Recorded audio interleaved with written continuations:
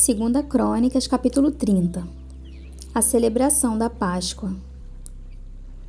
Ezequias enviou uma mensagem a todo Israel e Judá, e também escreveu cartas a Efraim e a Manassés, convidando-os para virem ao templo do Senhor em Jerusalém e celebrarem a Páscoa do Senhor, o Deus de Israel. O rei, seus oficiais e toda a comunidade de Jerusalém decidiram celebrar a Páscoa no segundo mês. Não tinha sido possível celebrá-la na data prescrita, pois não havia número suficiente de sacerdotes consagrados, e o povo não estava reunido em Jerusalém.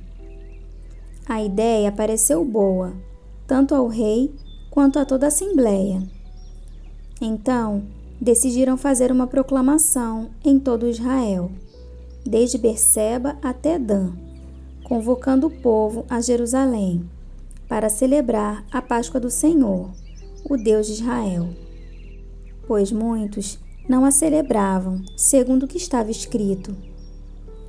Por ordem do rei, mensageiros percorreram Israel e Judá, com cartas assinadas pelo rei e pelos seus oficiais, com a seguinte mensagem: Israelitas, voltem para o Senhor, o Deus de Abraão, de Isaque e de Israel, para que ele se volte para vocês, que restaram e escaparam das mãos dos reis da Assíria.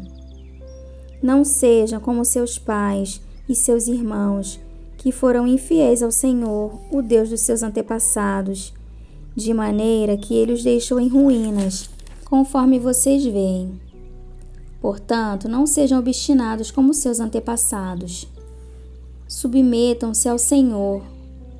Venham ao santuário que ele consagrou para sempre. Sirvam ao Senhor, o seu Deus, para que o fogo da sua ira se desvie de vocês.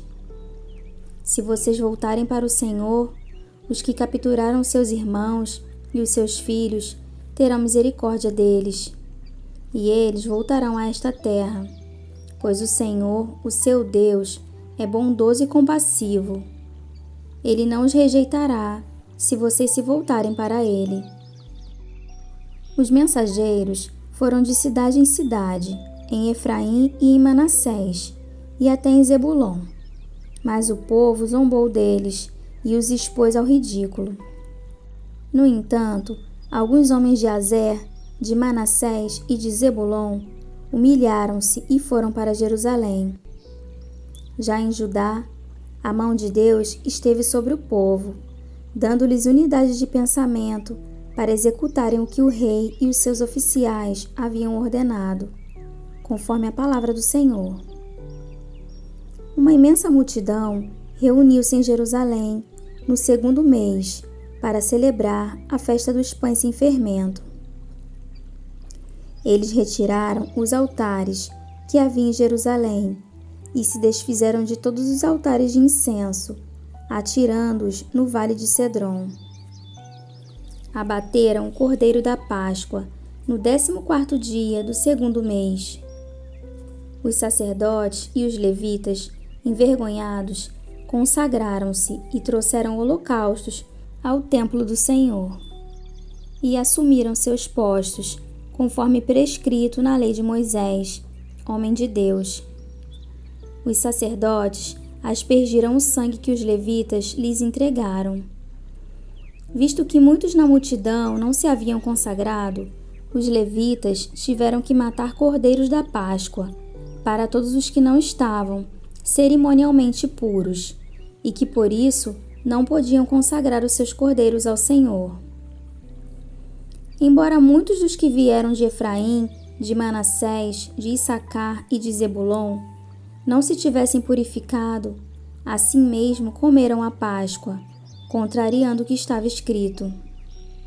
Mas Ezequias orou por eles, dizendo: Queira o Senhor, que é bondoso, perdoar todo aquele que inclina o seu coração para buscar a Deus, o Senhor, o Deus dos seus antepassados, mesmo que não esteja puro, de acordo com as regras do santuário. E o Senhor ouviu a oração de Ezequias e não castigou o povo. Os israelitas presentes em Jerusalém celebraram com muita alegria a festa dos pães sem fermento durante 7 dias.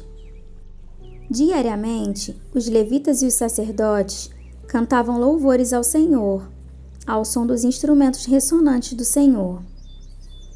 Ezequias dirigiu palavras animadoras a todos os levitas que mostraram boa disposição para com o serviço do Senhor.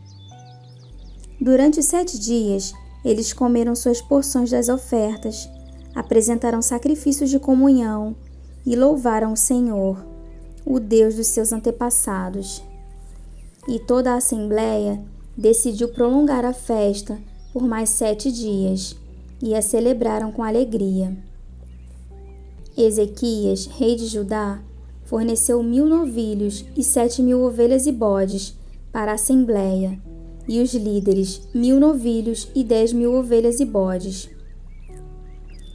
Muitos sacerdotes se consagraram, e toda a assembleia de Judá se regozijava com os sacerdotes, com os levitas e com todos os que se haviam reunido, vindos de Israel, inclusive os estrangeiros que viviam em Israel e em Judá. Houve grande alegria em Jerusalém, pois desde os dias de Salomão, filho de Davi, rei de Israel, não havia acontecido algo assim na cidade. Os sacerdotes e os levitas levantaram-se para abençoar o povo, e Deus os ouviu. A oração deles chegou aos céus, sua santa habitação.